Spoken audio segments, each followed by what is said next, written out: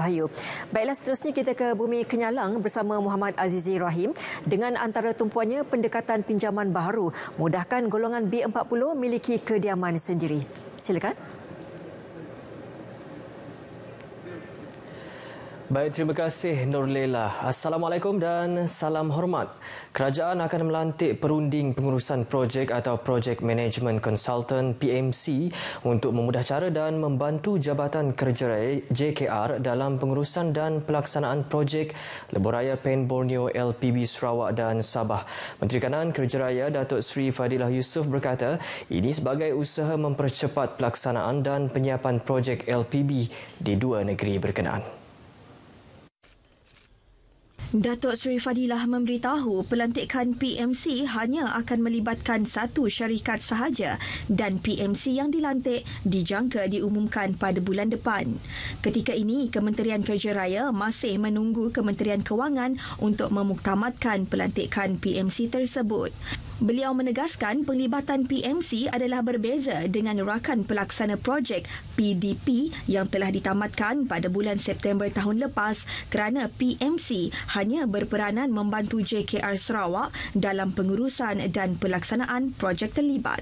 So right now, as you know, JKR Sarawak in terms of volume of work, both for the state projects and also federal project, I don't think they will be able to cope with the volume of work they're doing right now. So that's why we need to appoint a project management consultant. So they will be working under JKR Sarawak. They will help JKR Sarawak in whatever ways that they can do. Datuk Seri Fadilah berkata demikian pada sidang media selepas majlis perjumpaan bersama editor Sarawak di Kuching.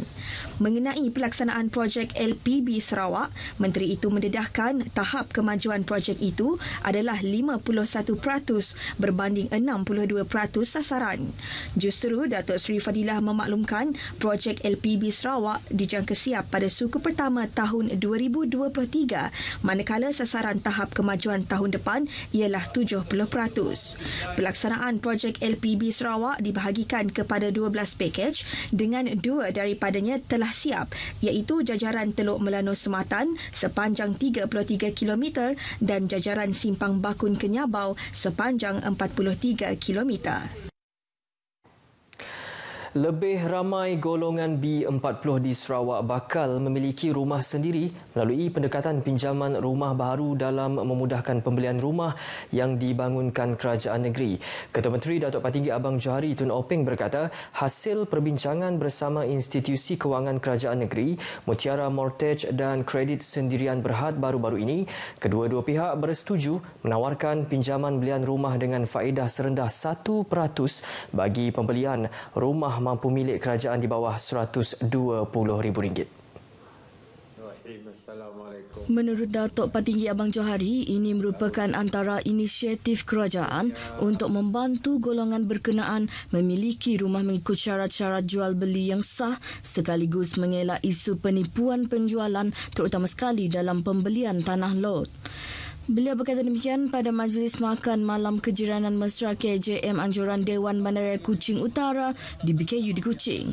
Menyentuh mengenai pembangunan di bawah jurisdikasi di BKU, Ketua Menteri berkata kerajaan mengambil pendekatan yang lebih berstruktur serta mampan bagi mengatasi isu pertambahan jumlah penduduk serta pembangunan pesat di Putrajaya. Ini termasuk pembukaan serta pembesaran kampung-kampung, membangunkan perumahan-perumahan baru di kawasan yang sedang dikenal pasti selain menyediakan prasarana-prasarana ke arah memastikan kesejahteraan serta kebersihan kawasan. Menurut Datuk Patinggi Abang Johari, walaupun pembangunan berstruktur tersebut mengambil masa yang agak lama untuk dicapai sepenuhnya, namun hasilnya bakal mencerminkan masyarakat dan kawasan Putrajaya yang maju selari dengan usaha mentransformasikan Sarawak sebagai negeri maju pada tahun 2030. Pada majlis tersebut, beliau turut menyampaikan beberapa anugerah kejiranan mesra 2019 kepada kampung-kampung yang telah berjaya dipilih dalam kategori masing-masing termasuk kategori keindahan, paling aktif dan mesra usahawan. Rakyat di negeri ini akan terus dibantu. Timbalan Ketua Menteri Dato' Amar Awang Tengah Ali Hassan berkata bagi tujuan itu pelbagai inisiatif telah dilakukan kerajaan negeri melalui pelbagai bantuan termasuk memperkasa pembangunan infrastruktur dan kemudahan asas terutama di kawasan luar bandar. Dato' Amar Awang Tengah bagaimanapun menyatakan kerajaan hanya menyediakan kemudahan, dasar dan program yang boleh membantu namun semuanya tetap bergantung kepada kesungguhan individu itu. Kerajaan mana yang mampu kita akan bantu berdasarkan kemampuan yang ada. Kita akan bantu. Kerana akhirnya apa yang kita mau ialah rakyat kita tidak diselimuti oleh kemiskinan belaka-belaka. Kita tak mahu itu. Kita mahu masyarakat kita akan mempunyai masa depan yang baik. Jelasnya lagi, mereka perlu meneroka potensi diri selain memanfaatkan peluang yang ada untuk meningkatkan taraf hidup. Beliau menyatakan demikian pada program jangkauan komuniti pertanian Agricop siri ke-7 di Stadium Tertutup Lawas. Sementara itu, Dato' Amar Awang Tengah menyatakan kerajaan negeri komited memperkasa sektor pertanian negeri, merangkumi pertanian, penternakan dan perikanan dalam usaha meningkatkan pendapatan rakyat. Jelasnya, 50 juta ringgit diperuntukkan kerajaan negeri di bawah skim kredit Mikro Sarawak dalam usaha membantu usahawan perusahaan kecil dan sederhana mengembangkan perniagaan. Pada majlis itu turut disampaikan insentif program pembangunan pertanian melalui Agricop dan penyerahan bantuan enjin sangkut oleh Kementerian Pembangunan Luar Bandar seramai 50 orang penerima yang layak. Setakat ini seramai 1,002 peserta terlibat dalam program Agricop di seluruh Lawas. Kementerian Pengangkutan Sarawak akan mengambil alih Majlis Keselamatan Jalan Raya daripada Kementerian Infrastruktur dan Pembangunan Pelabuhan Sarawak berkuat kuasa Januari tahun hadapan. Menterinya Datuk Lee Kim Shin memberitahu pelbagai program akan dibincang untuk dilaksana bagi kepentingan semua pengguna jalan raya termasuk penunggang basikal dan pejalan kaki. Kementerian saya juga telah akan mengambil alih juga majlis ini dan kita juga akan mengadakan program-program tertentu yang akan kita bincangkan dalam Majlis Keselamatan Jalan Raya. Beliau berkata demikian pada sidang media di Kuching. Datuk Lee turut mendedahkan sebanyak 321 lampu isyarat manual yang terdapat di negeri ini, kini 73% telah digantikan kepada lampu isyarat pintar. Dalam program berasingan, Datuk Lee memberitahu kementeriannya akan membuat kajian bagi menambah baik pengurusan barangan import-eksport yang melalui laluan udara, laut dan darat di negeri ini. Perkara itu telah diutarakan hasil perbincangan bersama Persatuan Agensi Penghantaran Sarawak SFAA. Datuk Lee memberitahu pemberita selepas melakukan kunjungan hormat ke atas Ketua Menteri Datuk Patinggi Abang Johari Tun Openg bersama rombongan SFAA di Kuching. Rombongan itu diketuai Presiden SFAA Joseph Chung Joo Heng.